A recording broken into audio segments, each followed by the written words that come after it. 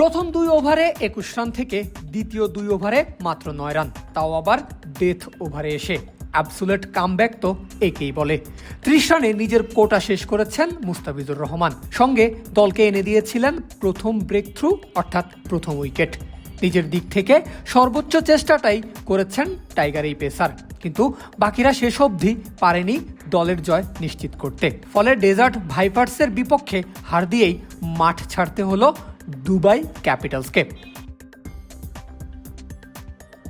ইনিংসের 4 ওভার চলে গেছে, কিন্তু উইকেটের দেখা নেই দুবাই ক্যাপিটালসের শিবিরে, কারণ ক্যাপ্টেন দাসুন সানাকা তখনও মুস্তাফিজুর রহমানকে বলে ডাকেননি। নিয়মিত দ্বিতীয় ওভারেই ডাক পড়লেও এদিন মুস্তাফিজকে বোলিংয়ে ডাকা হলো ইনিংসের 5ম ওভারে। তবে শুরুটা হয়নি ভালো কাটার মাস্টারের। যদিও কোনো বাউন্ডারি হজম করেননি, তবে সিঙ্গেল, ডাবলস আর ট্রিপলেই 3 বলে খরচ 6টা রান। কিন্তু তারপর আর কি, মুস্তাফিজের কামব্যাক, কবজির ভেলকিতে হতভম্ব ব্যাটার ফাখার জামান। স্লোয়ারটা বুঝতেই পারেননি তিনি। ব্যাটের কানায় লেগেছে বল আর ফাখার ধরা পড়েছেন উইকেট কিপারের হাতে। এতেই শেষ হলো দুবাই ক্যাপিটালসের 4 ওভারের অপেক্ষা। দেখা পেল প্রথম উইকেটের। বাকি 2 বলে 1 বাউন্ডারি সহ ফিস দিয়েছেন আরও 5 রান, অর্থাৎ 11 রান খরচের ওভারে বাংলাদেশি পেসার তার দলকে এনে দিয়েছে প্রথম ব্রেক থ্রু।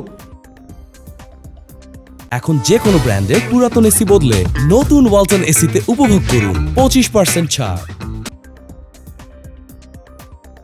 মুস্তাফিজকে যখন দ্বিতীয়বার বোলিংয়ে ডাকা হয়, খেলা তখন 11তম ওভারে।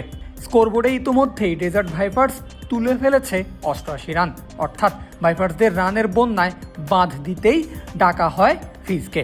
প্রথম 4 বলে বাংলাদেশি পেসার করেছেনও কাজটা ঠিকঠাকভাবে, খরচ মাত্র 2 রান। তবে চতুর্থ বলেই মুস্তাফিজকে হজম করতে হলো একটা ছক্কা, শেষ বলে আরও 2 রান, অর্থাৎ দুর্দান্ত শুরুর পরেও দ্বিতীয় ওভারে ফিস দিয়েছেন 10 রান, আর 2 ওভারে মোট খরচ 21।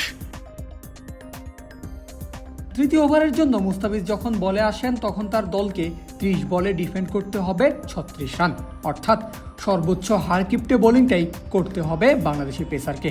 আর ঠিক সেই কাজটাই করেছেন কাটার মাস্টার। তার কবজির ভেলকিতে মাত্র 4 রান দিয়ে ওভার শেষ করেছেন মুস্তাফিজ।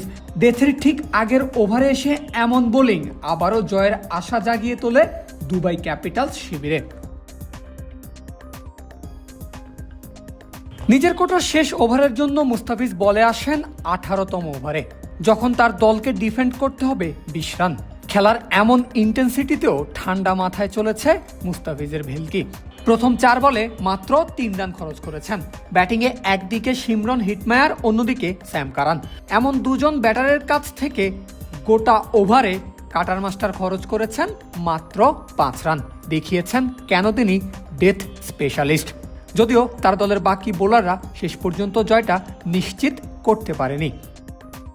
পারভেজ আল হাসান, ক্রিক ফ্রেঞ্জি।